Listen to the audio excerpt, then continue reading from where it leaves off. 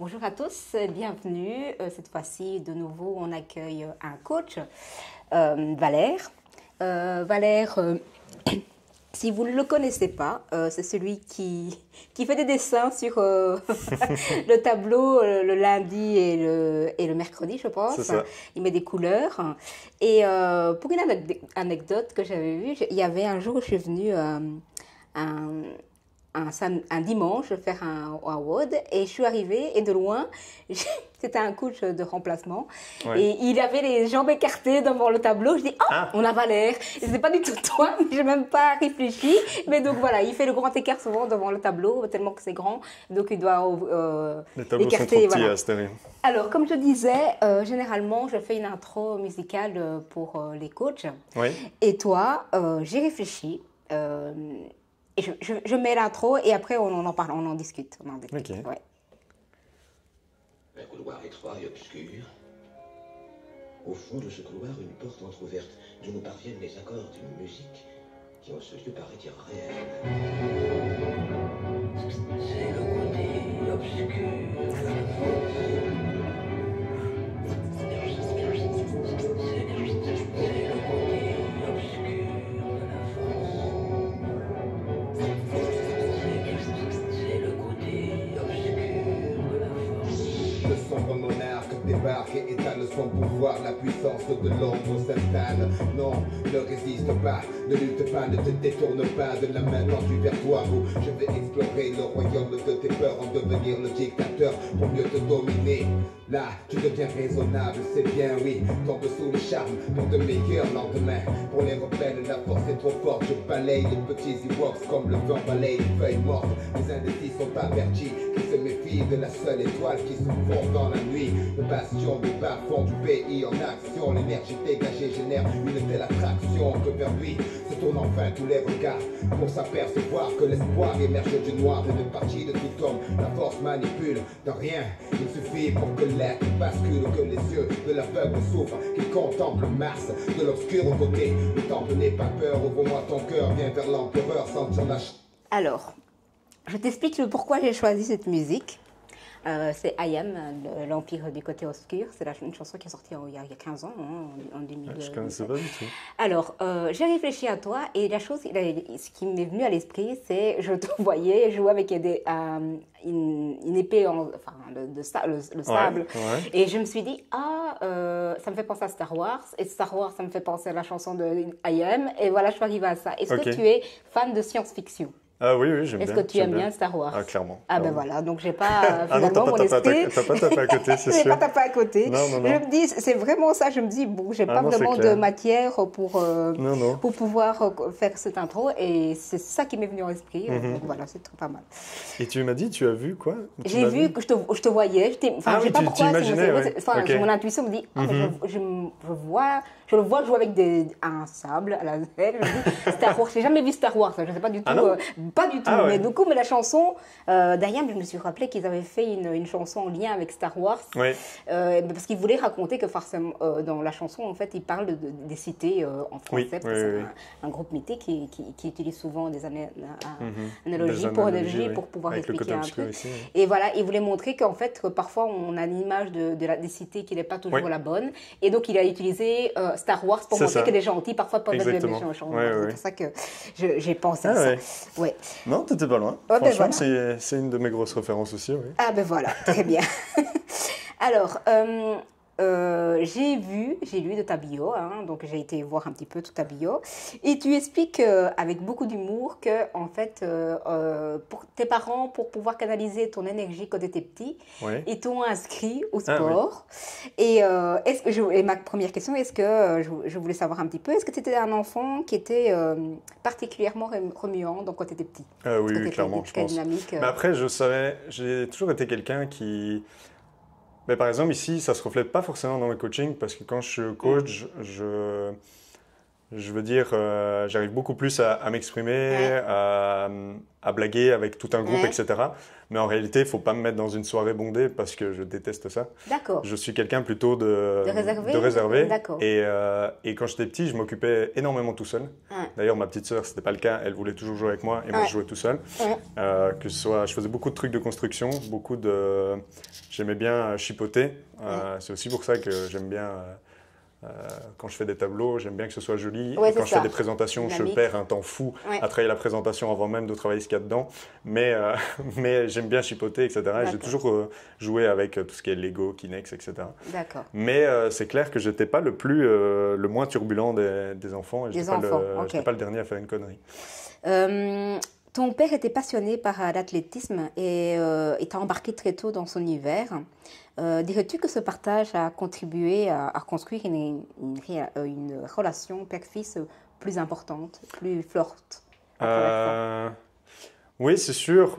Mon père a toujours beaucoup travaillé. D'ailleurs, peut-être on en parlera plus tard sur d'autres trucs. Ça ne m'étonnerait pas qu'il t'ait relevé ce genre de choses. Mais oui, il a toujours énormément bossé. Et par contre, il a toujours été passionné de sport. Quand il était plus petit, dans un village en Belgique, souvent c'était le foot. Il y avait quasiment que ça. Ouais. Donc il faisait du foot. Mais plus tard, il s'est mis à la course à pied et il faisait du marathon. Même s'il n'a jamais eu le physique du marathonien, il a toujours adoré ça. Et donc, en fait, il nous a mis à l'athlétisme, effectivement, dès qu'on a pu, vers nos 6-7 ans. Et on a tous accroché, sauf mon grand frère, mais c'est un peu particulier. Mais qu'est-ce que je voulais dire Et il nous a même entraînés parce qu'au fur et à mesure, lui nous emmenait aux entraînements, puis il s'entraînait lui-même. Ouais. Et en fait, au fur et à mesure, on lui a proposé d'entraîner les petits. Il a Ouais. commencé par entraîner à ce qu'on appelle l'école d'athlétisme. Ouais. Et puis après, il a accroché et il s'est formé. Et puis il a commencé à coacher dans le club d'athlétisme, donc pour les plus grands. Et donc on était coaché par lui. Et donc, effectivement, on avait ce côté, cette relation via le sport, en fait, D'accord. beaucoup. Ouais. Je dirais même plus qu'à la maison. J'ai Oui. toujours une très bonne relation avec mon père. Je ne dis Oui. pas qu'à la maison, c'était bizarre, mais comme il travaillait beaucoup, je veux dire, on avait la chance, de par le fait qu'il nous coachait, de passer du temps avec lui beaucoup à travers le sport. Oui. Est-ce qu'il y a des choses qui t'émerveillent encore comme quand tu étais petit? Est-ce qu'il y a des choses qui t'émerveillaient encore maintenant? Parce qu'on perd un peu, mais j'ai pas l'impression en fait que tu as perdu de ce côté enfant. J'ai l'impression quand je t'observe que en fait il y a toujours ce côté naïf de l'enfant et pas de manière négative, hein, mais je veux dire, on a l'impression que il y a une sensibilité toujours enfantile qui est là. Oui, c'est possible. J'essaie de réfléchir à ta question pour pas aller dans des banalités, mais c'est vrai que j'aimerais bien encore plus parce que, comment dire, j'aimerais même encore avoir gardé encore plus l'esprit d'enfant que c'est le cas. Tu vois ce que je veux dire? Après, je me trompe peut-être, mais j'ai l'impression d'aller de plus en plus vers un peu l'adulte chiant, tu vois, parce que il faut remplir le frigo, donc il faut bosser, il faut machin, il faut ça. Je te disais, j'ai dû passer chez Carglass parce que machin, les responsabilités comptent, tu vois. Tout à fait, ouais. Et j'aimerais bien rester, tout le monde, je pense, tous les adultes aimeraient bien rester l'enfant ça dépend quel enfance innocent, on a eu. Mais oui, ça dépend de l'enfance qu'on a eu, ça dépend de l'enfance qu'on a eu. Mais moi, j'ai eu une enfance plus que, je veux dire, j'ai jamais manqué de rien. Franchement, j'ai pas à me plaindre, loin de là. Au contraire, j'ai eu une enfance de fou. Et donc, oui, j'adorerais pouvoir être encore plus resté naïf. Mais je pense que tu me parlais de science-fiction. Tu vois, moi, ce côté un peu rêveur de se dire ce serait trop bien de vivre justement un peu dans le monde de Star Wars. Ce côté un peu héros, machin, pouvoir être le héros d'une histoire, etc. Ouais, je dirais que j'ai gardé un peu ce côté-là. Et du coup, par exemple, autant je n'ai pas forcément le temps je prends pas le temps et j'ai pas forcément le temps de jouer à des jeux vidéo comme beaucoup de mes potes. Mais par contre, j'adore m'acheter un set Lego et passer du temps un petit peu. Et pendant que tu le construis, c'est un peu ce côté, tu rêves retrouver un peu ce côté chipotage que je faisais quand j'étais petit, quoi. Qui ou quoi nourrit le plus ton inspiration au quotidien, en dehors du sport? C'est assez marrant parce que justement, je te parlais de mon père, et je peux même inclure ma mère aussi. Et en fait, c'est une inspiration, ça peut paraître négatif quand je le dis, mais c'est une inspiration inverse, dans le sens où quand je vois à quel point ils ont bossé comme des chiens pour leur retraite, pour machin, pour bazar, et que par exemple, on pourra en parler si tu veux, mais je te disais, mon père, notamment, c'est une motivation dans mon coaching, et ce vers quoi je veux me diriger aussi. Il y a 2 ans, finalement, heureusement, on l'a détecté à temps, mais il avait une artère complètement bouchée, et donc il est passé à ça de la crise cardiaque, et des choses comme ça, et il a toujours été à la limite du burn-out, mais sans forcément y tomber, mais bien que, je dirais qu'il y a quelques années, on l'a obligé à lâcher des responsabilités au taf, parce que sinon c'était... Et c'est un bosseur, c'est quelqu'un qui, quand il fait les choses, il les fait jusqu'au bout. Et donc, quand il prend des responsabilités, c'est pas pour rire, quoi. Mais alors, du coup, c'est une responsabilité, comment dire, c'est une inspiration inverse, dans le sens où je me dis, je veux pas ça. Je veux pas vivre comme ça. Et à côté de ça, par exemple, une inspiration positive, c'est mon grand frère qui, lui, a toujours été un peu à contre-courant de ce que, par exemple, de ce que mes parents nous disaient, un peu l'éducation classique. Mon père était prof d'UNIF, etc. Ma mère travaillait en entreprise. Il faut trouver un job, une sécurité, un CDI, c'est nickel, machin. Lui, il a toujours été entrepreneur, il a toujours fait des projets à gauche, à droite, on a du mal à le suivre, etc. Mais au final... financièrement, c'est lui qui a le plus compte bancaire le plus rempli, et il fait ce qu'il veut de ses journées, quoi. Et donc, moi, je tiens à ma liberté, et je veux me diriger vers là, et pas être esclave d'un job et donc, que ça me pourrisse la santé. Trouver le juste milieu entre ton père et ton frère, quoi. C'est ça. Je veux dire, mon père est inspirant parce que c'est un gros bosseur, qu'il a fondé une famille, qu'il a fait tourner. Je te dis, on a eu une enfance de fou. Donc, on a manqué de rien parce qu'il a fait ce qu'il fallait pour ça. Il a travaillé, mais quand je vois ce que ça a engendré sur sa santé, il y a une leçon à prendre, quoi. Il y a clairement une leçon à prendre inverse de se dire, c'est pas possible, quoi. Il faut que je trouve un équilibre de vie qui est beaucoup plus sain.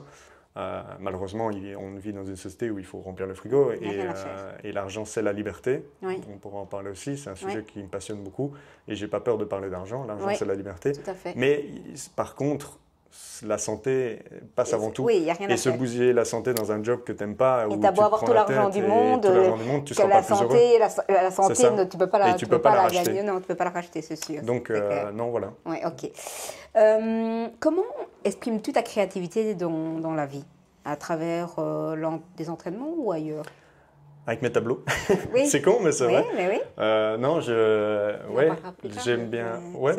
Non, pas de souci. Mais je dirais, ce côté un peu enfin, artistique, je mets des guillemets parce que je ne me considère pas un artiste, mais j'aime bien que les choses soient belles et bien présentées. Et donc, j'aime bien soigner un petit peu. Et ce côté artistique, je le retrouve, je dirais que je le mets surtout là-dedans. Quand je présente quelque chose, par exemple, ici, je bosse beaucoup du coup sur mon coaching. Et je prépare des documents, des trucs comme ça, des e-books. J'aime bien que tout soit soigné. Quoi. Je déteste, je ne me vois pas présenter un truc D'ailleurs, bâclé. je vais rebondir là-dessus, mais par rapport à ton logo de présentation sur ton site, tu pourrais m'expliquer un petit peu, je trouve que les couleurs sont magnifiques, hein, je trouve que le dessin est assez original. Comment t'es venue l'idée de ce choix-là? C'est toi qui l'as fait? Pour être honnête, je dirais pas qu'il y ait une grosse signification derrière. C'est assez simple. Non, mais moi je trouve ça assez vivant. En fait, je suis passé par là pour le coup, ça va pas être mirobolant mon explication, parce que je suis passé par Canva qui te propose différents types de logos. J'en ai trouvé un qui me plaisait pas trop mal, mais je voulais l'améliorer. Donc en fait, je suis parti de là et j'ai un peu peaufiné. Par exemple, le V, je l'ai redécoupé pour avoir une deuxième couleur, une petite flèche qui pointe vers le haut, mais voilà. Et les couleurs, en fait, je voulais quelque chose qui soit, qui soit flash quand même, et qui... c'est marrant parce que je suis daltonien, donc moi les couleurs en plus, c'est marrant que je parle de couleurs, mais je voulais quelque chose qui soit flash et qui inspire un peu la vitalité, je dirais. Et un orange comme ça, je pense que je trouvais que ça tapait dans l'œil, tu ne peux pas le passer à côté quand tu le vois, ton icône passer, même sur les réseaux, tu as un gros truc orange. Moi en tout cas, ça m'a... Et donc voilà. Franchement, c'est original, c'est dynamique, ça donne envie. C'est dynamique, ça donne envie. C'est Ouais, je Mais sais c'est pas, ça. c'est frais, c'est frais aussi. Non, c'est ça. Mais ici, je refais justement une formation pour développer mon coaching, parce que je veux développer essentiellement, pas essentiellement, beaucoup plus le coaching également à distance, etc. Ouais. Et donc, dans une première partie où on te parle de, il te faut créer une identité, on te dit de choisir justement une couleur qui Ouais. sera un peu ton thème, qui va revenir un peu partout. Et donc, c'est pour ça que je me suis dit, il faut que enfin, que je voulais trouver une couleur un peu... qui te correspondent. Ouais, c'est ça. Si tu n'avais pas choisi le sport comme métier, qu'est-ce que tu aurais fait? Est-ce qu'il y a des choses qui t'intéressaient plus jeune et que tu t'es... Ouais. Je suis passé un peu par différentes envies. Quand j'étais plus jeune, j'avais pensé à faire comme mon père, ingénieur, etc. Puis ça m'est très vite passé, ça pour le coup. Ouais. Comme un peu tous les garçons, je pensais à faire aussi pompier. Ça m'a toujours un peu resté dans la tête aussi. Mais là maintenant, si aujourd'hui tu me dis tu n'as plus le droit de faire coach, qu'est-ce que tu fais? Je crois que j'irai dans le domaine financier. D'accord. J'aime bien. Que ce soit le trading ou des choses comme ça. J'en fais dans une moindre mesure, mais aller plus là-dedans, plus en profondeur. Et ouais, j'irai de ce côté-là, voire même, pourquoi pas, ça n'a rien à voir avec trader, mais la comptabilité aussi, c'est un truc, je fais beaucoup mes trucs moi-même par exemple, et j'aime encore bien. Et donc quoi, c'est quelque chose que tu aimes bien, mais cette sensibilité, elle vient d'où? À l'école, tu étais déjà fort en maths? C'était des trucs À l'école, j'étais un peu... Moi, tant que j'avais ma moyenne pour passer, c'était bon, donc je ne m'intéresse pas à grand-chose. J'étais un peu ce type d'élève. Mais je préférais m'occuper et jouer plutôt que de... Mais il fallait aller au cours, donc c'est ça. Mais oui, je dirais que le domaine scientifique et mathématique, c'est ce avec quoi j'avais le plus de feeling. Comparé aux langues, par exemple, bon, maintenant, je m'y mets beaucoup plus. Parce que c'est hyper utile. Mais plus jeune, j'avais pas le feeling. Et donc, c'est des trucs, tout ce qui était littéraire, c'était pas mon truc. C'était pas ton truc. Ok. J'ai vu sur ta bio aussi que tu avais fait des études d'éducation physique. Et je me posais la question, je me dis, mais en fait, il aurait pu être prof d'éducation physique dans les écoles et il a choisi la difficulté de coaching. Pourquoi ce choix? Je me dis, mais il aurait pu être cool ou même mi-temps. J'aurais pu être aussi ça. Même pas mi-temps, parce que être prof, on me fait souvent la réflexion parce qu'on dit, mais tu es au courant que prof dans une école, un temps plein, c'est 20 heures semaine et que tu peux faire ce que tu veux à côté. C'est ça. Mais je te parlais de pas s'enfermer dans un job que tu détestes. C'est globalement, c'est vraiment un truc. J'avais vu une vidéo que j'ai vraiment adoré, un réel sur Insta. C'est un bout d'interview d'un... Je connais pas le nom du gars, il faudrait que je regarde, mais c'est un économiste français assez connu qui est connu pour ouvrir sa gueule et oser dire les choses. Et une fois, on lui demandait, on l'interviewait notamment sur l'emploi, etc. Et il disait une phrase que j'ai bien aimée et qu'aujourd'hui, je veux vraiment que je veux appliquer ça pour moi aussi. Il disait, si on vous met dans un endroit où vous vous emmerdez, vous vous cassez, parce qu'en fait, travailler, c'est une chance. C'est parfait. Et, je vois qui c'est. Oui, je vois qui c'est sur l'interview de Thinkerview. C'est possible. Oui, je me semble que je le suivais. Oui, il disait, c'était et du coup, l'enseignement, ça m'a jamais intéressé. Je suis pas fan de... Après, tu vas peut-être rebondir là-dessus parce que tu as dû voir que je travaille avec des enfants. Mais en réalité, par exemple, moi, actuellement, je ne veux pas d'enfants. Et donc... typiquement, je me suis dit, si c'est pour avoir des gosses comme moi, j'en veux pas. Et moi, quand j'étais au cours donc j'ai fait le sport, je kiffe le sport, mais le cours d'éducation physique à l'école, j'étais un emmerdeur fini parce que je me suis une fois pris la tête avec un prof parce que je voulais pas faire de foot et des choses comme ça. Enfin, on pourra revenir sur cette anecdote parce que je l'aime bien. C'est plus compliqué que ça. Mais du coup, donc oui, non, j'ai pas passé l'agrégation pour répondre à ta question. J'ai pas passé l'agrégation, donc je ne peux pas donner cours dans les écoles. Moi, j'ai fait le management et globalement, je n'ai pas forcément envie de repasser l'agrégation. Ça ne m'est jamais revenu. Mais ça aurait pu être aussi parce qu'il y a de plus en plus maintenant des écoles. Seulement que du sport, que sport, et que ça aurait pu être que ça aussi. Après, les places sont chères et forcément. beaucoup veulent oui, faire évidemment. ça. Oui. Donc oui. Non, j'ai pas choisi la facilité, c'est Mais vrai. non, mais non. Voilà. Mais maintenant, voilà, comme tu m'as expliqué au début avec ton frère et ton père, je me dis, ben voilà, je comprends pourquoi du comment. Tu mentionnes également que tu as suivi une formation spécifique pour accompagner les gens atteints d'une maladie chronique. Oui. C'est-à-dire quoi? C'est des maladies chroniques comme la fibromyalgie, les gens qui ont des douleurs comme ça ou En fait, quel type, c'est à peu près tout ce qui est maladie chronique. Ouais. Donc, quand je suis sorti d'éducation physique, à l'époque, j'étais déçu de la filière que j'ai prise, à savoir le management, parce qu'en fait, c'était très théorique et du blabla. Et moi, je voulais en fait apprendre. Je voulais quelque chose de beaucoup plus pratique pour justement entreprendre quelque chose. Et donc, je suis allé faire un master complémentaire d'1 an à HEC à Liège. Et j'ai fait, donc c'est un master d'entrepreneuriat. Donc ça ne pouvait pas être plus spécifique dans ce que je voulais. Et c'est en lien avec un incubateur. Donc si tu venais postuler à ce master avec un projet, tu pouvais en plus rentrer dans l'incubateur et commencer et être accompagné avec un coach, etc. Et à l'époque, je voulais lancer une structure justement sur le sport santé et que finalement j'ai un peu laissé tomber, notamment parce que des structures se développent justement avec l'État. Donc je me suis dit, c'est pas grave et je shifterai sur autre chose, etc.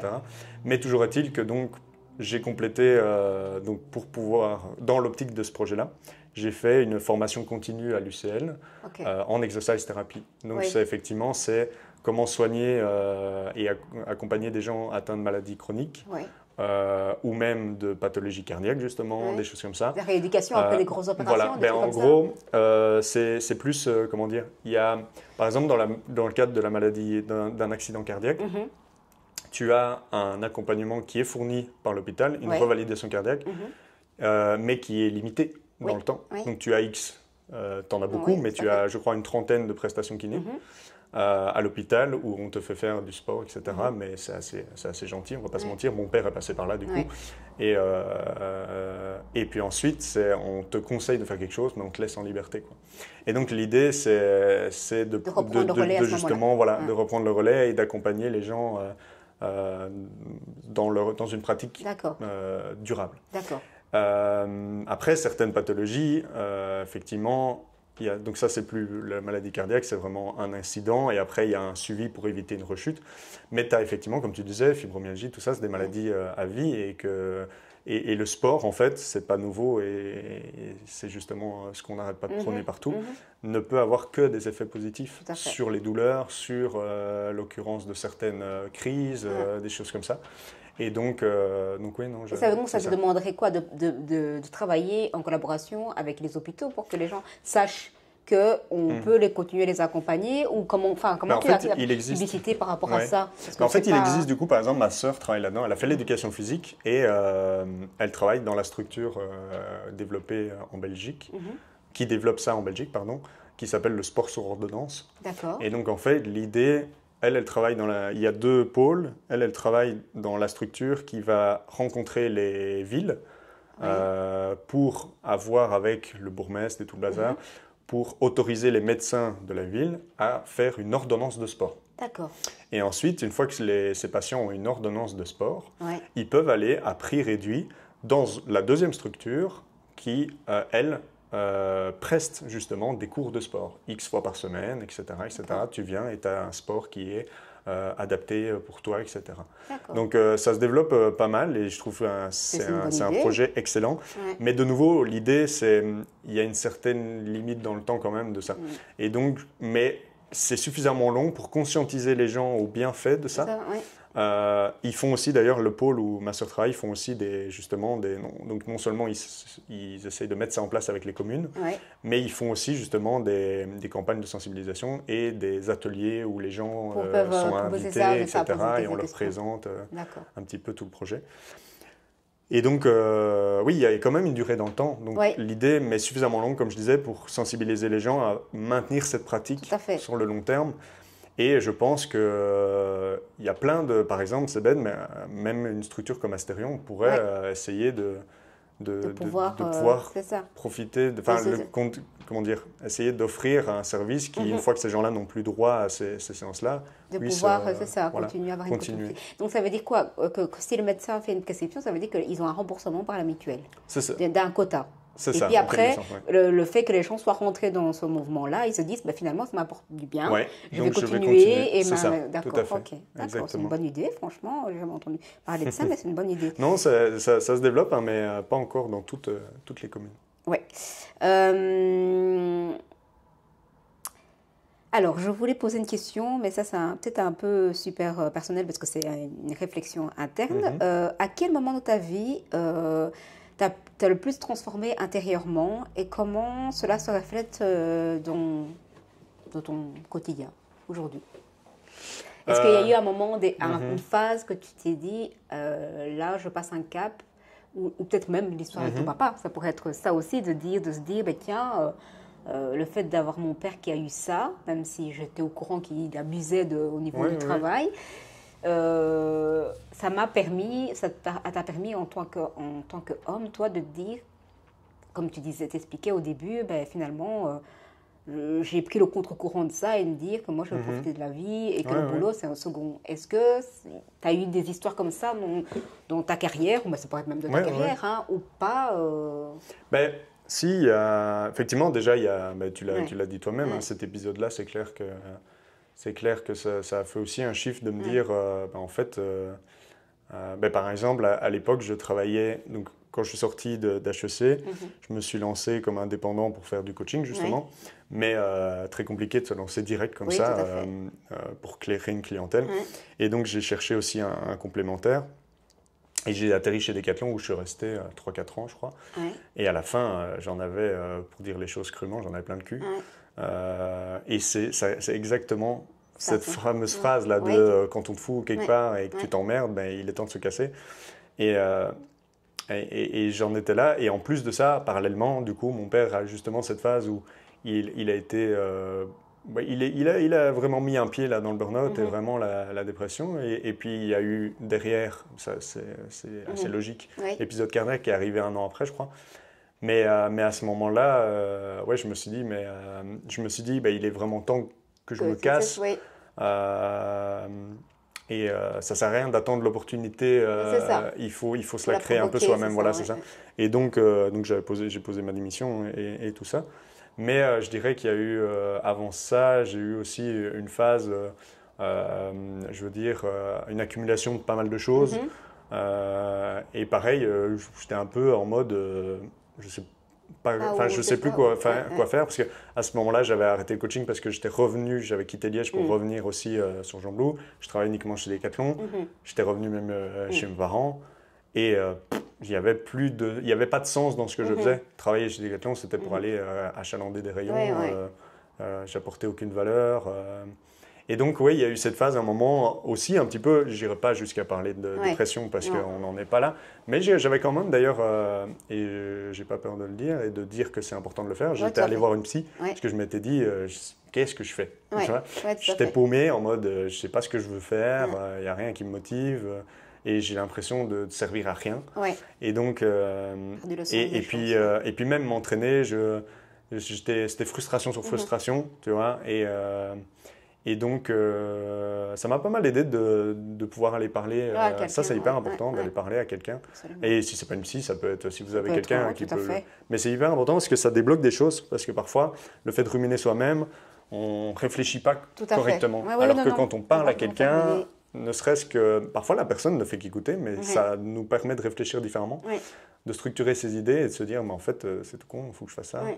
Et donc, je dirais que ce moment-là était déterminant de me dire, en fait, il faut que je me concentre sur ce que je veux vraiment. Et à ce moment-là, j'avais suivi aussi un gars qui était beaucoup dans le mindset et qui m'a permis de... je le suivais sur les réseaux sociaux, mais c'était hyper intéressant et ça m'a permis de... et j'ai lu son bouquin aussi. C'est Fabien Olicard, tu connais? Et j'ai lu un de ses bouquins, un chouette bouquin. Et dans ce bouquin, à un moment, il parle aussi de définir ses mantras. D'accord. Et il t'explique comment faire. Et puis à la fin, ça te donne 3 mots Et c'est 3 mots qui te guident un petit peu dans tes décisions. D'accord. Et en fait, j'ai fait un peu ça, etc. J'ai fait un peu le tri aussi dans ce que je voulais faire. Et je me suis dit, bah, ok, maintenant je sais vers quoi je veux aller et je définis un plan et on y va, quoi. Super. Et non, voilà. Moi, je dirais que ce moment-là était un déterminant. Un déterminant. Ouais. Est-ce que tu penses que les hommes, en général, ont des difficultés à vivre ces moments-là, à se dire, fatalement, je suis paumée, je suis perdue. Et je trouve que c'est quelque chose qui est beaucoup plus féminin de pouvoir exprimer ses émotions, de pouvoir les déposer quelque part. Et que les hommes disent que ça... Enfin, je dis que c'est aussi la société qui fait que ça. Hein, je veux dire, on apprend aux hommes à être forts et on apprend aux femmes à exprimer leurs émotions. Tout à fait. Et je trouve ça super que tu puisses partager ça. Mais je me demandais si c'est quelque chose que tu côtoies même dans ton coaching, d'avoir des gens qui préfèrent... utiliser le sport pour ne pas penser et de pouvoir se vider l'esprit, ou c'est quelque chose que de plus en plus on est en train de s'occuper à se séparer finalement, de voir parce que le développement le développement personnel est quelque chose qui est très à la mode et très mis en avant, et la nouvelle génération a tendance à finalement à mettre sa priorité dans sa vie privée que dans le boulot. Donc, ce sont des gens qui font des carrières à gauche, à droite, pas dans un même endroit. Exactement. Est-ce que tu vois une évolution par rapport à ça? Parce que toi, tu es en plein milieu, finalement. Tu n'as pas encore la quarantaine, mais tu n'es plus non plus dans la vingtaine, et donc tu es en plein milieu. Donc, je me posais la question si tu pouvais, si tu avais un point de vue là-dessus. Est-ce que j'ai l'impression que ça évolue énormément? En tout cas, ce que je peux te confirmer, c'est clair que... Et d'ailleurs, pour ça, il y avait... C'est bête comme référence parce que le mec en a fait un spectacle d'humour, mais au final, ce qu'il dit est très vrai. Tu vois, les hommes viennent de Mars et oui, tout à fait. Oui, il y a un truc qui est hyper vrai dans ce qu'il dit, c'est qu'il dit on juge les hommes sur leur capacité. Oui. Et c'est vrai, en fait, je pense que du coup, notre problème à nous les hommes, dans le fait de ne pas exprimer nos ressentis, c'est que du coup, en fait, on met à nu une faiblesse. Oui. Et notre incapacité à résoudre notre problème, notre propre problème, qui est le problème justement, on est paumé, on ne sait pas quoi faire, et on n'arrive pas à résoudre ce problème de on est paumé. Et donc, on se dit, en fait, on va juste passer pour un incompétent, etc. Et donc, on ne le fait pas. Or, effectivement,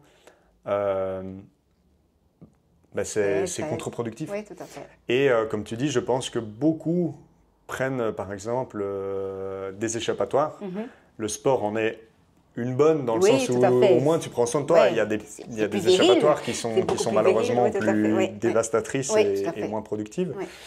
Mais je pense que je ne me suis jamais vraiment fait la réflexion de savoir si ça évoluait beaucoup, mais ce que tu dis est vrai, ça se développe de plus en plus grâce aux réseaux sociaux, et ça a les réseaux sociaux sont malheureusement très négatifs sur certains points, on y perd beaucoup de temps, mais ça véhicule aussi beaucoup de choses qui ne véhiculaient pas forcément avant.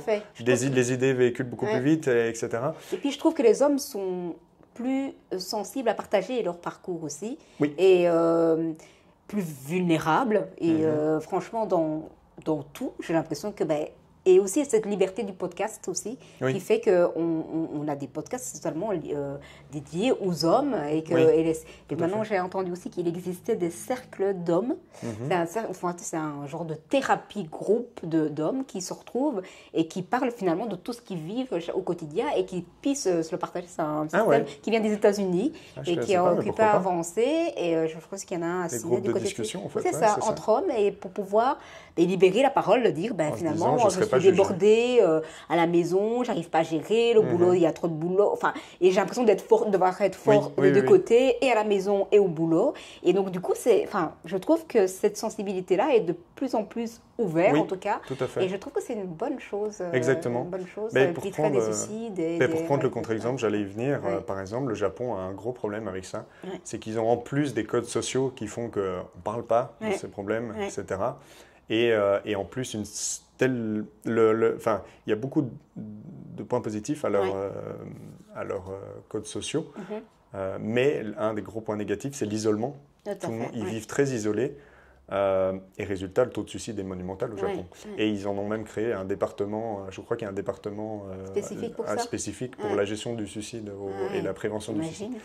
Et donc, dans notre société ici, heureusement, effectivement, je pense un peu grâce aux réseaux sociaux, ça, comme je disais, c'est un des points positifs peut-être des réseaux sociaux, c'est que, et par exemple, moi qui suis beaucoup du coup, et donc l'algorithme me propose beaucoup de trucs de mindset, on voit beaucoup de trucs justement sur les problèmes mentaux des hommes. Je crois que maintenant, il existe, je dis pas de bêtises, il existe une journée voilà, tout à fait, de la santé mentale de l'homme. Oui. Et donc, je pense qu'effectivement, ça s'ouvre de plus en plus. Oui. On ose de plus en plus dire que le problème est là Oui. et qu'il faut absolument parler, etc. Oui. Et je pense qu'on n'insistera jamais assez parce que oui, c'est un des gros problèmes de nous les hommes, c'est qu'on est incapable de le faire. Oui. Et par exemple, je te dis, moi je suis allé voir une psy et il ne faut pas avoir peur de le faire parce que l'avantage, c'est que c'est un environnement où tu te dis, de toute façon, elle ne me jugera pas, ou il ne me jugera pas, tu peux aller voir un homme aussi si tu préfères. Et donc c'est plus facile parfois que de parler. C'est dommage qu'on ait peur de parler à nos proches, mais je veux dire, c'est une réalité. Oui, et je ne le dis pas en mode moi je le fais parce que je sais que ce n'est pas forcément le cas. On devrait apprendre à le faire. Mais donc, si on a trop peur de parler à ses proches ou à quelqu'un, à faire appel à un pro, un spécialiste. Mais quand j'ai travaillé dans le cabinet médical, le médecin disait souvent que les hommes, quand ils viennent les voir et qu'ils ne sont pas bien, c'est généralement la femme qui a remarqué quelque chose n'allait pas et qui l'a poussé à venir parce que voilà, venir exprimer qu'un mal-être, c'est très compliqué. Et comme tu dis, parfois ils finissent par se suicider parce que voilà, ils ne trouvent pas le. Mais je pense que, comme tu l'as dit, il y a quand même, j'ai l'impression et j'espère une évolution dans le sens où les jeunes générations, même nous, on le fait plus facilement, alors que c'est vrai que je prends l'exemple de mon père, je crois que finalement il s'était fait suivre un petit peu, mais si ma mère ne l'avait pas poussé, il n'y serait pas. Voilà, c'est cela que je disais, oui, tout à fait. Quelles sont les valeurs qui te guident dans la vie, en dehors du coaching? Je veux dire, il y a les valeurs que tu apportes de ton boulot de coaching, parce qu'on en parlera après, de ton boulot de coach, mais dans ton quotidien à toi, en tant qu'homme, quelles sont les valeurs qui t'accompagnent et que tu dis, moi j'ai besoin pour avancer, de continuer à garder ça dans mon quotidien.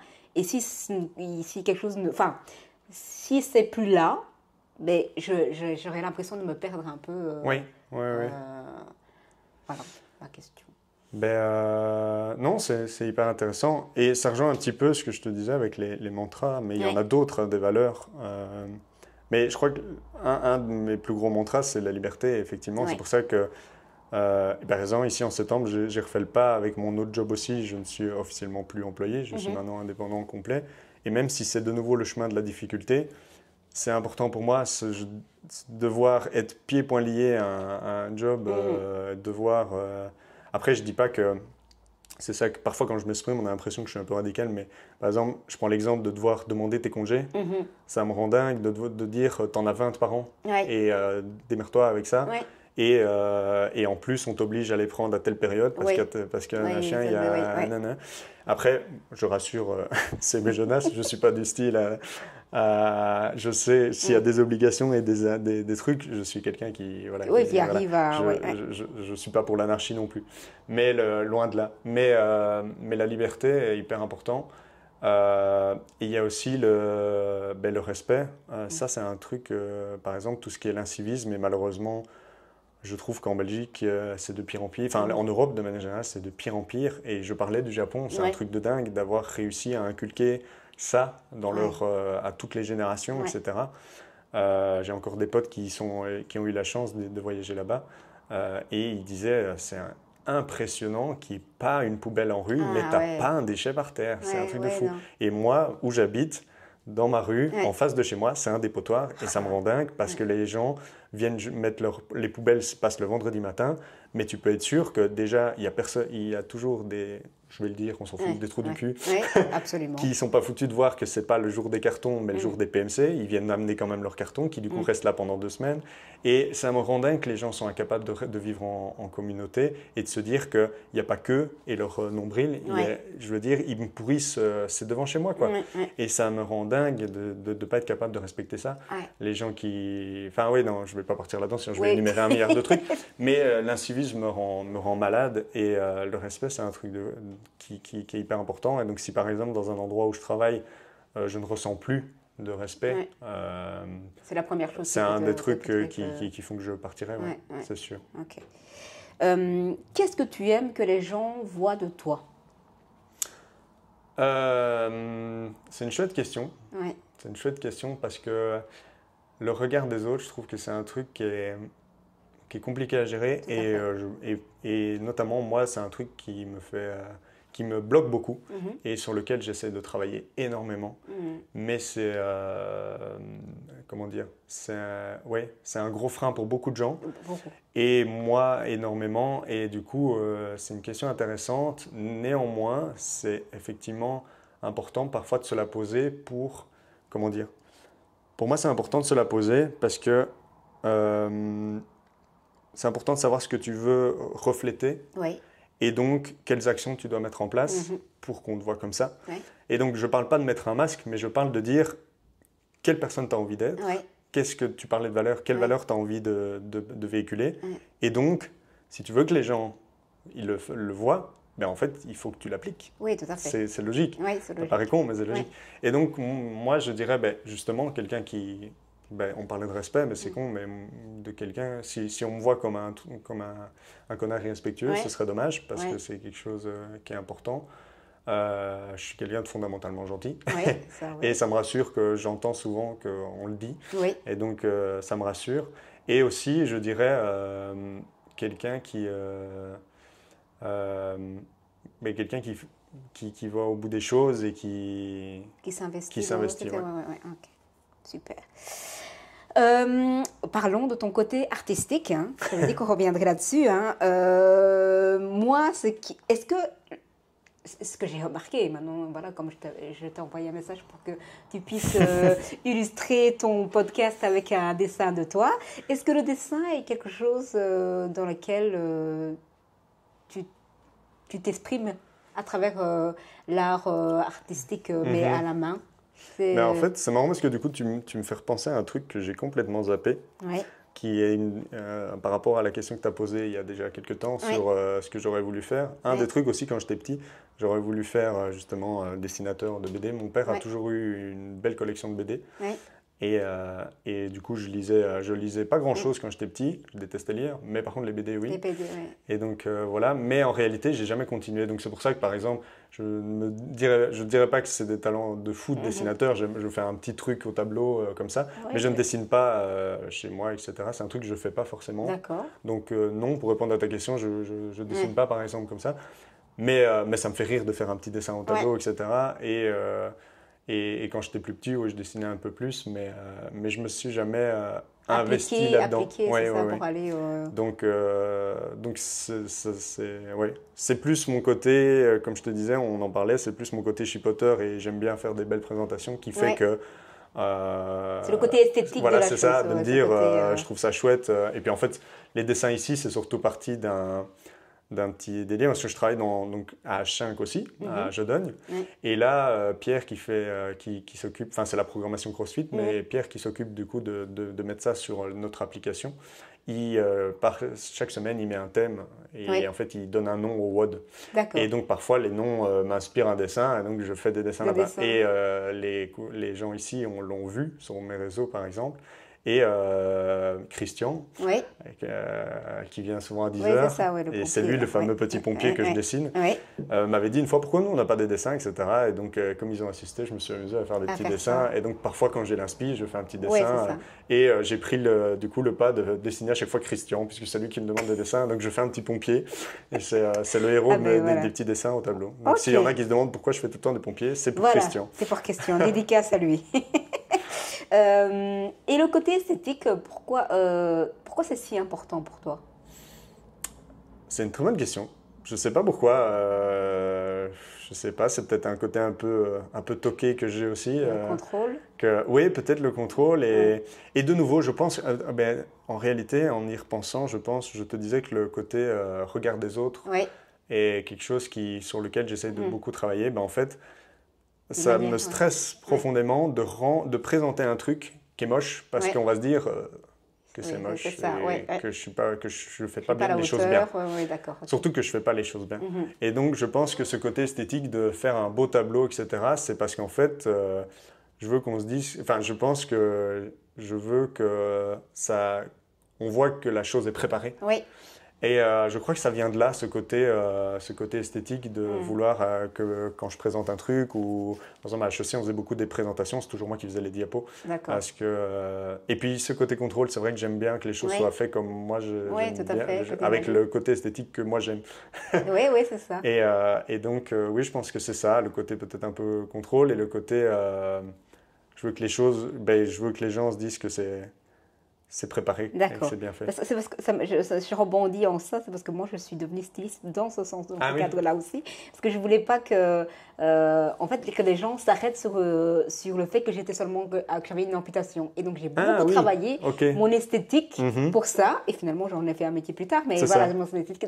Et donc je me disais toujours au départ, c'est qu'en fait je voulais que la forme soit aussi intéressant que le fond. Oui. Et donc c'était une manière pour moi peut-être de vouloir que les gens rentrent en communication avec moi. Oui.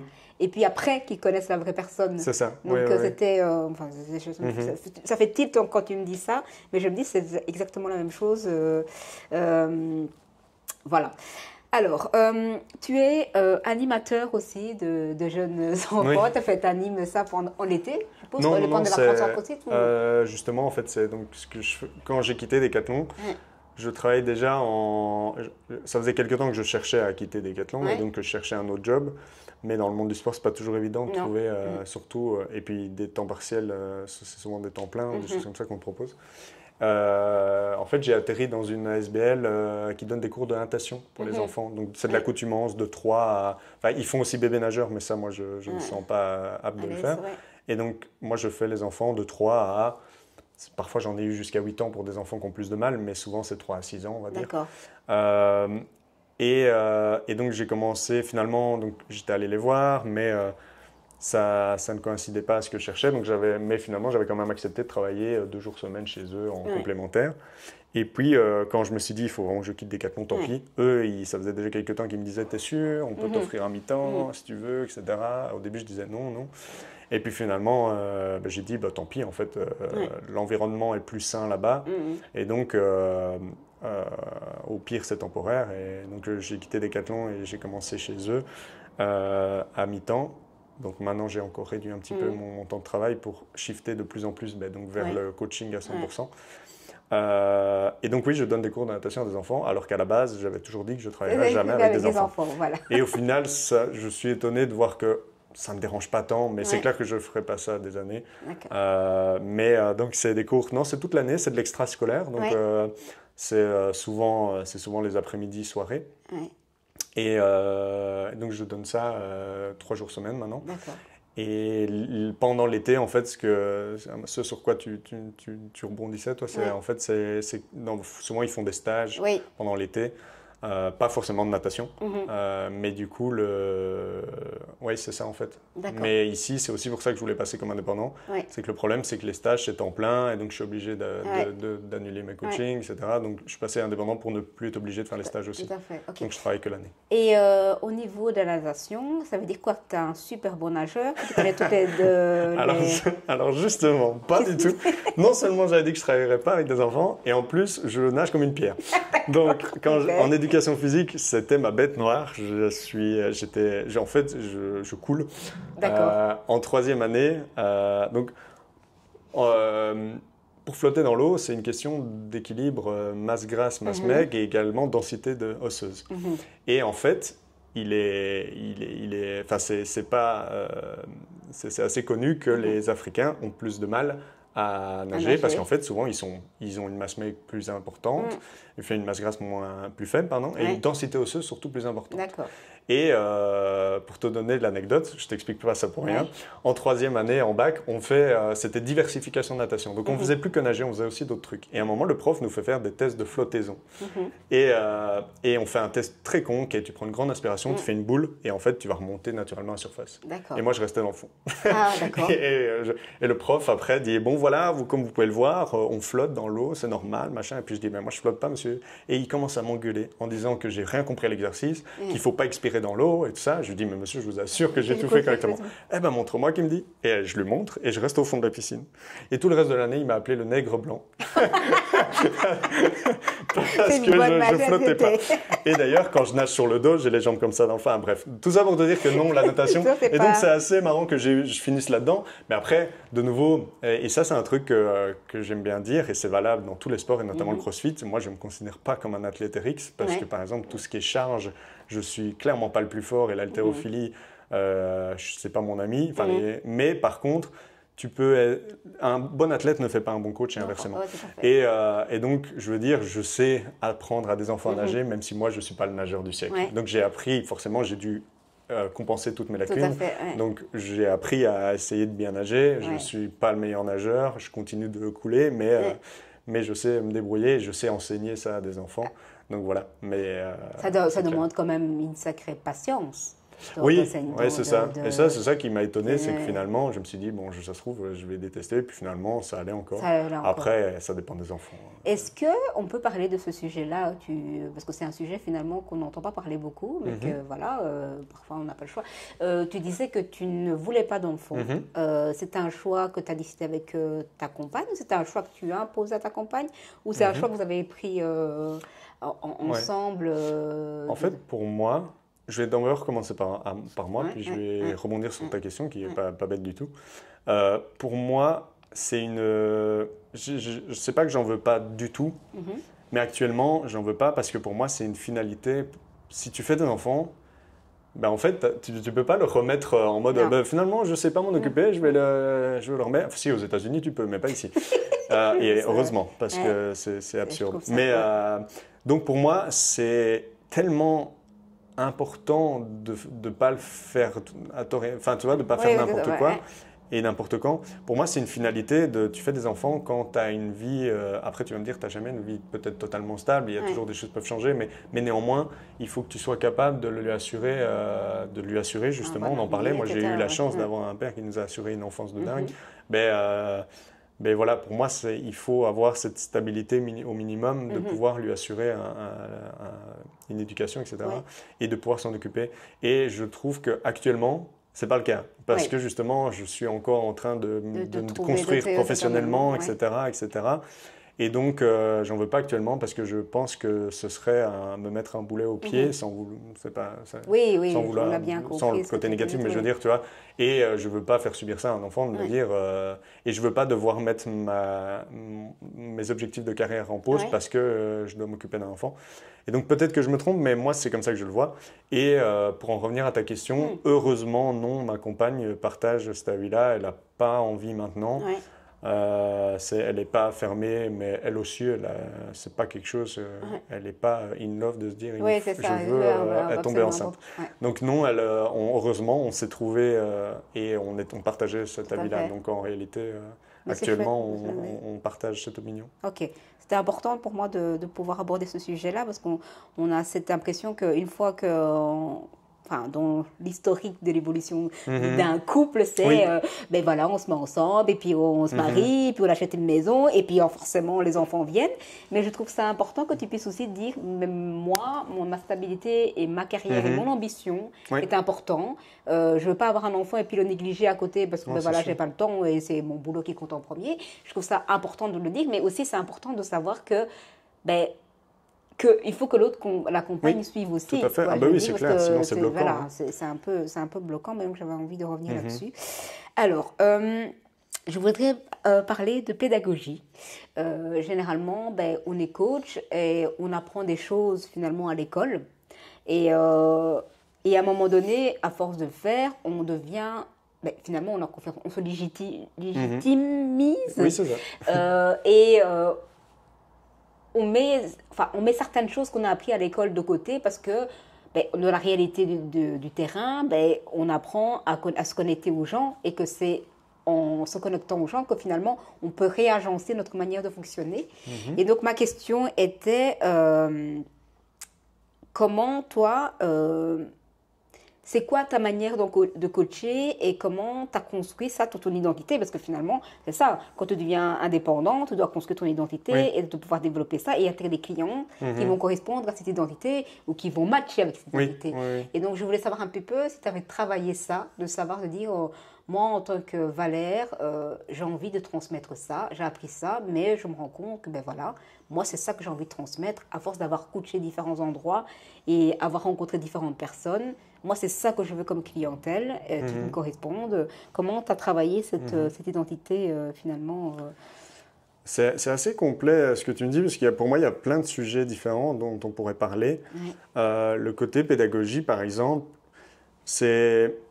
Tout le monde va peut-être pas être d'accord avec ce que je vais dire, mais il est clair que tout le monde n'est pas fait pour coacher, dans le sens où, par exemple, et je reviens à ce que je disais, il y a des très bons athlètes, tu vas leur demander « Waouh, c'est trop bien, le mec il est capable de faire 20 muscle-up d'affilée », tu vas lui demander comment il fait, il est incapable de t'expliquer. Il va te dire « Bah, je fais comme ça. Ouais, c'est ça. Et donc, je veux dire, ce côté capacité, ben, c'est le côté pédagogique d'être capable en fait, d'expliquer comment on fait, par quoi on passe, etc. Bon, ça se travaille et ça se développe, mais je pense qu'il y a aussi un côté un petit peu... il y a des gens qui sont un peu plus faits pour ça que d'autres, puis il faut la patience aussi, l'envie, et je pense que ça passe aussi par l'envie de le faire. Et donc, oui, je pense que j'ai toujours bien aimé, et je me suis toujours senti à l'aise d'expliquer, par exemple, mon ex-compagne, je lui avais appris à conduire et ça me paraissait tout à fait logique de, ok, on va commencer par faire ça, etc., tu vois. Et donc, il y a toujours un peu ce côté, ce feeling justement, de transmettre, et peu importe le sujet, hein, même d'autres sujets, tu vois, par exemple, on parlait finance et mon meilleur ami, dernièrement, s'intéressait un peu plus à ça, ben, tu vois, j'adore lui expliquer un petit peu, bah, ok, tu vois, les différentes choses. Et donc, ça, je pense que c'est un peu intrinsèque. Après, l'autre sujet dont tu me parlais, qui est intéressant, aujourd'hui, justement, de par la formation que je suis en train de refaire, on t'explique l'importance, et c'est vrai qu'on l'oublie souvent, de ne pas se disperser et surtout au début, de commencer par, ok, à qui tu veux t'adresser, tu veux parler, cible, qui est ta cible, la définir le plus précisément possible, et ensuite te spécialiser là-dedans, et plus tard tu peux développer d'autres clientèles, mais c'est important d'avoir, pour pas justement se disperser, faire, tu vois, parce qu'on dit souvent, parler à tout le monde, c'est de parler à n'importe qui, c'est parler à personne. Parler à tout le monde, c'est parler à personne, je vais arriver. Et donc c'est vraiment ça.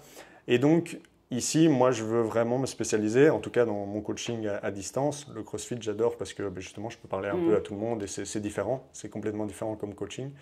Mais dans le coaching personnel, j'essaie de développer une clientèle autour des 40-50 ans qui ont commencé à avoir justement des problèmes de santé, etc.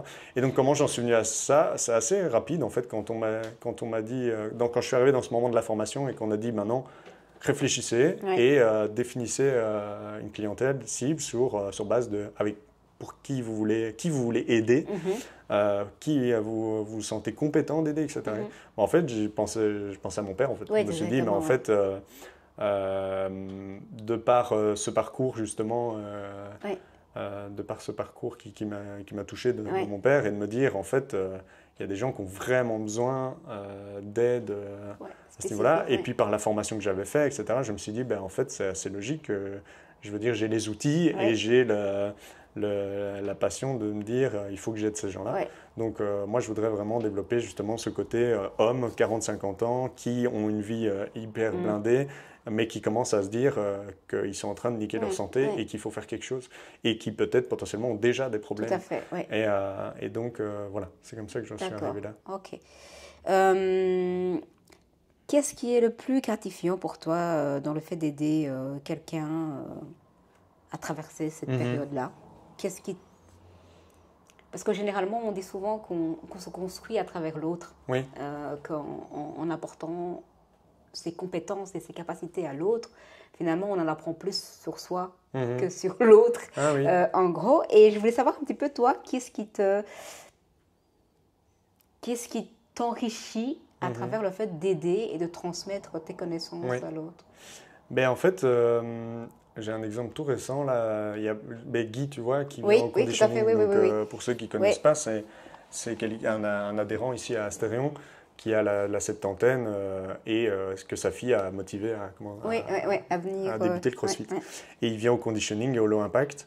Et il m'avait abordé parce qu'en fait, il trouvait, donc il adore le low impact, c'est pas ça le problème. Ouais. Et il disait, j'adore Jonas et il donne très bien enfin il coach très bien. Mais c'est clair que le fait d'être en groupe, Ouais. lui, il aimerait bien une des séances avec une attention Particulière, ouais. parce qu'il sent qu'il ne fait pas forcément bien les choses, mais Jonas coach hyper bien, mais quand tu as 16 personnes devant toi, tout à fait. mais, tu ne sais pas passer une heure à corriger quelqu'un, tu vas forcément voir quelqu'un d'autre, donc il y en a qui sont derrière toi à faire des exercices sans que tu les vois, qui peut-être font... Et donc c'est le challenge d'un coaching à plusieurs. Donc il voulait un petit peu ce côté personal training pour compléter, parce qu'il est toujours là, il vient toujours au condi, il vient toujours au low impact. Et surtout, il me disait, je veux renforcer le haut et le dos parce que, pour l'anecdote, il était allé chercher un sac de terreau au magasin, mais il s'est bloqué le dos et des choses comme ça. Et donc, j'ai commencé du coaching avec lui et il y a 2 semaines, au conditioning, il m'a dit, ouais Valère, c'est marrant, ça fait des années que ce n'était pas arrivé, mais ça fait 2-3 jours que j'ai mal nulle part. Et il dit, j'ai l'impression de me sentir plus mobile parce qu'en fait, je me suis rendu compte dans les premiers coachings qu'il n'avait plus aucune capacité en rotation externe. Il ne savait pas lever les bras plus haut que ça. Et donc, on travaille beaucoup là-dessus. Et donc, il dit, j'ai l'impression de retrouver la mobilité et tout. Et en fait, quand on te dit ça, c'est compliqué à décrire, mais je pense que pour moi, il n'y a rien... Enfin, comment dire, il ne faut pas le prendre négativement, mais il n'y a pas d'acte qui n'est pas égoïste. Oui, absolument. C'est normal, on est des animaux, bien sûr, on a besoin de reconnaissance. On vit pour soi. Ouais.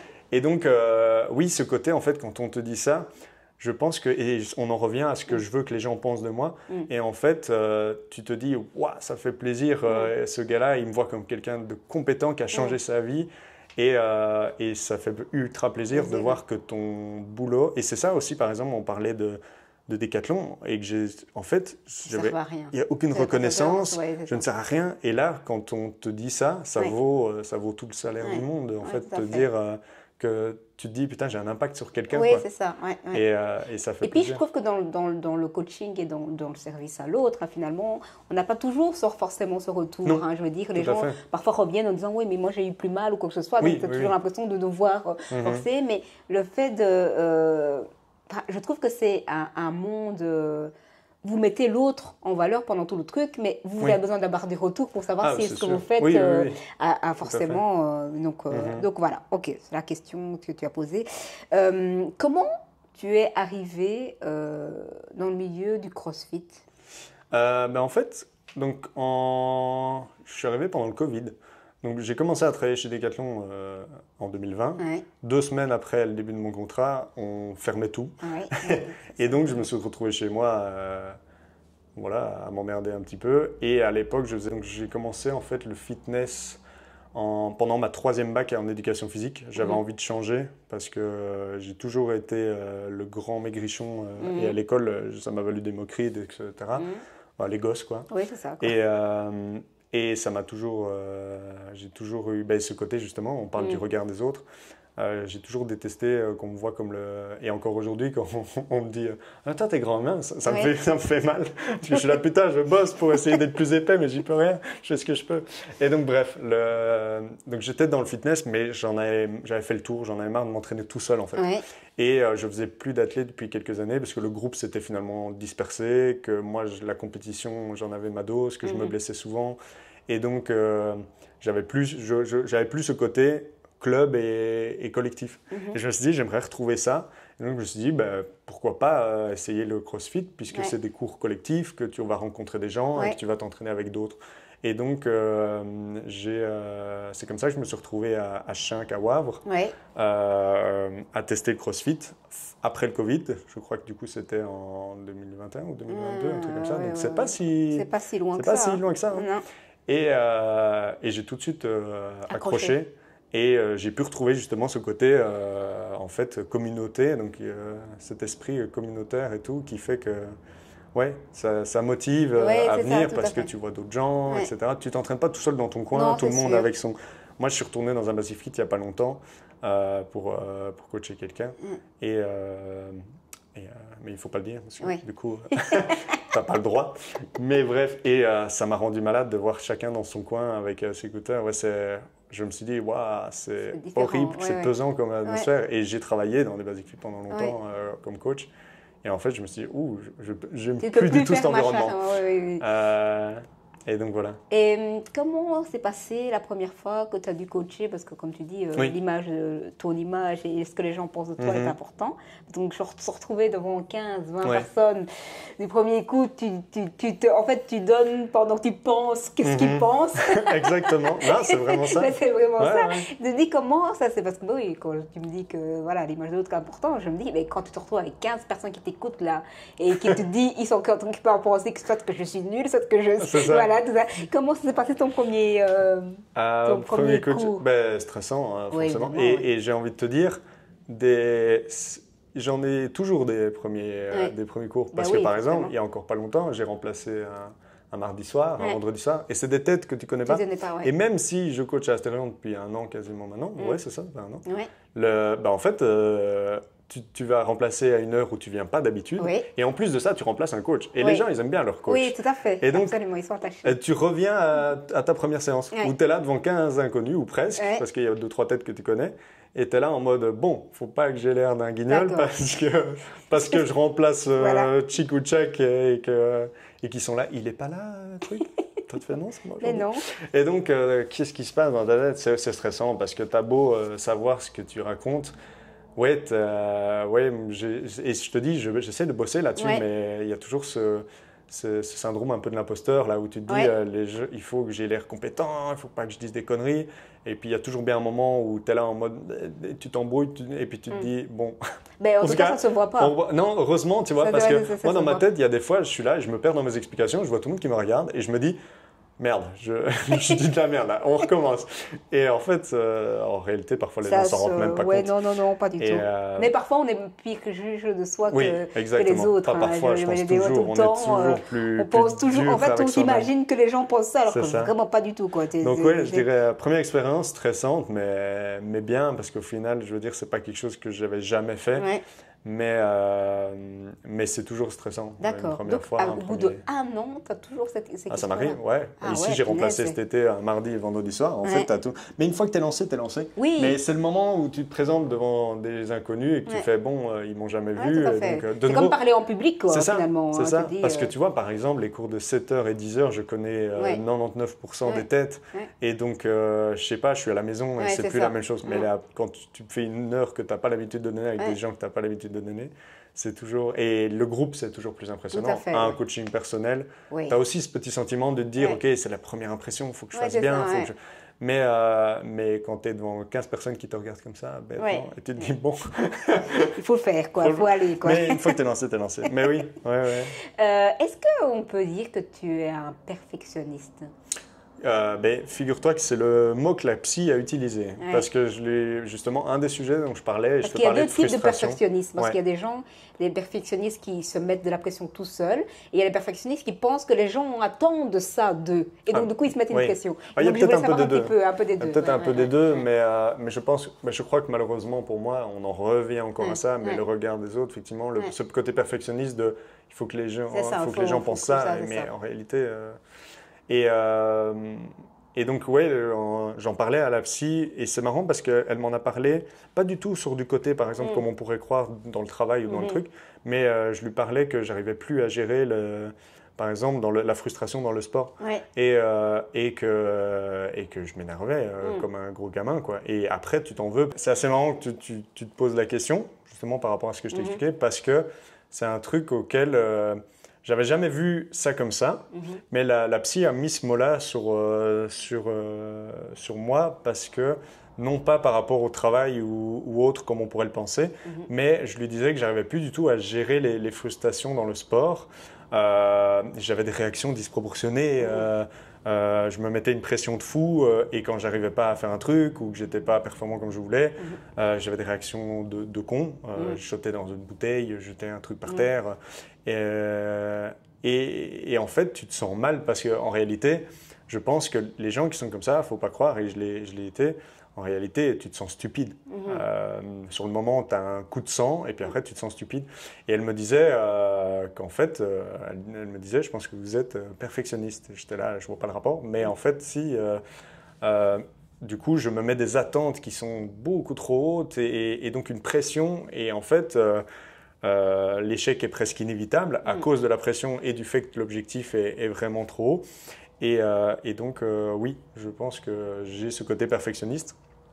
Et ça m'a permis, mais m'en rendre compte, m'a permis de travailler là-dessus et de reprendre plaisir aussi dans le sport. Parce qu'en fait, en se disant, mais en fait, mollo, pas besoin de... C'est pas grave si tu n'arrives pas à ça. Et aussi à se focus sur d'autres trucs. Je disais, par exemple, tu vas faire un mouvement en haltéro, ben ouais, aujourd'hui, tu soulèves pas ce que tu aurais voulu. Mais, par contre, j'ai une ouverture de hanche qui est beaucoup mieux, je sens mieux ce mouvement-là. Et en fait, il faut se focus plutôt là-dessus et se mettre de côté le fait que peut-être tu n'as pas soulevé autant que tu pensais. Et c'est pas grave, en fait.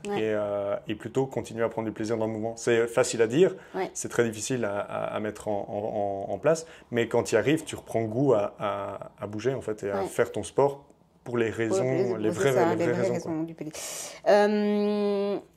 À quel moment tu as su que tu voulais passer, devenir coach? À quel moment tu es passé de... oui, je sais que tu as fait des études d'éducation physique et à un moment donné, ça devait passer par là, mais je veux dire, à quel moment tu t'es dit, j'ai la capacité de pouvoir enseigner aux autres, je me sens prêt à enseigner aux autres, même s'il y a toujours cette difficulté de l'image de l'autre, je me sens prêt à dépasser parce que j'ai tellement envie de transmettre. Tu te rappelles à quel moment ça t'est venu à l'esprit J'aurais pas un moment précis à te donner, mais c'est passé par le fait de le faire. Et en fait, donc j'ai commencé l'éducation physique. En réalité, je ne savais pas trop ce que je voulais faire comme étude. Mais je me suis dit, j'aime bien le sport. Et à l'époque, je voulais être sportif professionnel. C'est pas rare réussi du tout. C'est très ambitieux, c'est bien. Ouais, je rêvais d'être un sportif professionnel et de passer ma vie à faire que du sport. Mais j'en ai pas forcément la capacité. Mais par contre, du coup, donc j'ai fait éducation physique un peu plus en me disant je vais rester dans le sport et je ferai du sport tout le temps. Et en fait, à l'athlé, parfois mon père n'était pas là, je te disais, c'est lui qui nous coachait. Et donc c'est moi qui remplaçais en quelque sorte, je m'entraînais, mais je dirigeais le groupe et des choses comme ça. Ou alors même en cours d'éducation physique, on s'aidait pour des trucs et donc on corrigeait les autres. Et je me suis rendu compte que je n'étais pas mauvais. Je te dis, on parlait, tu vois, que le sens didactique, on peut le travailler, mais je pense qu'il y a quand même un côté un peu inné de transmettre, apprendre à donc savoir transmettre quelque chose. Il y a un côté peut-être un peu inné. Je me suis dit, en fait, je ne suis pas mauvais pour le faire et je suis assez pédagogue et ça me plaît. Et donc, je pense que c'est venu comme ça. D'accord, ok. Quel est l'aspect du coaching qui te nourrit le plus? Voir la progression physique ou l'évolution mentale de tes élèves? C'est un tout. Je pense que c'est un tout parce qu'en fait, l'un ne va pas sans l'autre. Je dirais. C'est hyper important. Et les bienfaits du sport, c'est aussi bien mental que physique. Et je pense que comme je t'ai expliqué avec Guy, en réalité, ça dépend de ce que la personne recherche. Et si elle recherche un bien physique ou un bien mental, c'est la première chose qu'elle va voir. Et donc, quand tu as un retour, que ce soit dans un sens ou dans l'autre, comme Guy qui me dit j'ai mal nulle part, c'est fou, ça fait 2 jours, j'ai pas eu ça depuis des années. Et en fait, c'est hyper gratifiant. Et donc, je pense que l'un va pas sans l'autre. Donc, ça dépend de ce que la personne est venue chercher dans ton coaching. Et voilà. D'accord. Comment le sport influence-t-il ta manière d'aborder les autres aspects de ta vie? Famille, projet, état d'esprit? Je pense que j'ai plus facile de le faire dans le sport que dans d'autres domaines qui m'ennuient peut-être plus. Mais je crois que le côté dépassement de soi et surtout le côté... Et c'est ça que j'aime bien dans le fait qu'ici à Astérion, les gens ne connaissent pas la prog. Donc parfois ils arrivent et c'est un boîte dégueulasse avec de l'éco-bike ou alors, comme la dernière fois, un 15 x 500 mètres ski ou rameur. Et en fait, tu arrives et tu n'as pas envie de le faire. Et tu n'as juste pas envie. Mais ben, tant pis, tu le fais, tu y vas une étape à la fois et à la fin, tu es content. Et je pense que cette mentalité-là de dire, ben, j'ai pas envie, mais je sais que c'est pour un mieux et je sais que je serai content quand ce sera fait. Et je pense que ça, c'est un des aspects qu'on travaille notamment avec le sport, que tu peux retransmettre dans n'importe quoi dans la vie. Il y a des trucs que tu n'as pas envie de faire, même des discussions que tu n'as pas envie d'avoir, des actions que tu n'as pas envie de faire, mais tu sais que c'est bénéfique et tu sais qu'après, tu seras satisfait de l'avoir fait. Tout à fait. Et toi, comment gardes-tu l'équilibre entre ton soin de toi physiquement et le fait de donner de l'énergie aux autres? Parce que c'est ça aussi être coach, hein, c'est de pouvoir transmettre, parce que parfois c'est le coach qui apporte l'énergie au groupe, parce qu'on n'est pas forcément tous de bonne humeur quand on arrive, même si le type d'Astérion et la communauté fait beaucoup de choses, mais il y a des fois que tu as l'impression que tout le groupe est endormi, et donc du coup là on doit pêcher cette énergie. Comment toi est-ce que tu arrives déjà à ressentir l'énergie du groupe? On ne sait pas faire autrement de toute façon. Si, tu le ressens direct. Tu le sais, franchement, tu ne peux pas passer à côté. Comme tu l'as très bien dit, il y a des jours où tu es là, tu te dis putain, j'emmerde tout le monde parce que tout le monde dort. Ce n'est pas forcément le cas, c'est juste que chacun a sa vie et que parfois l'énergie, elle n'est pas là. Et donc tu dois l'insuffler au groupe. Et c'est dur. Oui, tout à fait. Mais c'est vraiment dur. Et je pense que c'est un métier qui demande beaucoup d'énergie, aussi mentale. Après, il y en a d'autres, des métiers. Je ne dis pas ça que pour le métier de coach. Mais parfois, tu te sens vidé parce que justement, tu as insufflé beaucoup d'énergie et toi, ça t'empuise beaucoup. Et donc, je pense que c'est important d'avoir effectivement une bonne hygiène de vie pour pouvoir justement continuer de... Et parfois, c'est l'inverse. Hein. Moi, il y a des jours où c'est 7h du mat. Les cours à 7h du mat, c'est pas facile pour moi non plus toujours. Hein. Quand je me lève à 5, j'arrive ici. Et puis en fait, je sais pas, les gens arrivent avec une énergie et toi-même, tu la puises du groupe. Et donc, ça va dans les deux sens. Ça va dans les deux sens. Alors, pour terminer cette interview, je voulais savoir un peu comment tu te sens. Oh, nickel. C'est chouette de discuter. Oui, c'est chouette de discuter. Je demande toujours aux coachs, aux adhérents, je demande autre chose, mais les coachs, je demande toujours de donner à la fin de cette interview une bouteille à la mer, que ce soit philosophique, que ce soit physique, que ce soit un conseil d'un livre, une bouteille à la mer de ce que tu veux, pour terminer, pour clôturer. Je te laisse le temps de réfléchir, parce que c'est tellement spontané que je me pose la question. Non, c'est sûr. Mais j'ai envie de réagir parce que ça fait le lien un peu avec c'est un peu un slogan que j'ai pris mais que je trouve intéressant. En anglais c'était Hard Training, Easy Life. Et ça rejoint un peu le dernier truc dont on a parlé, ce que moi je prends du sport et que j'essaie d'appliquer dans ma vie. Et je pense que il faut accepter le challenge, il faut accepter que tu vas en chier, mais les impacts sur ta vie, ils sont importants, que ce soit, on l'a dit, physique, mental, peu importe en fait, et même t'aider à passer peut-être des challenges, enfin des étapes importantes de ta vie. Donc, il ne faut pas avoir peur de se faire mal ici pour que ce soit plus facile dehors. Merci Valère d'avoir accepté de jouer ce jeu. Avec plaisir, c'était super chouette. Et à la prochaine. Bye. Ciao. Salut tout le monde.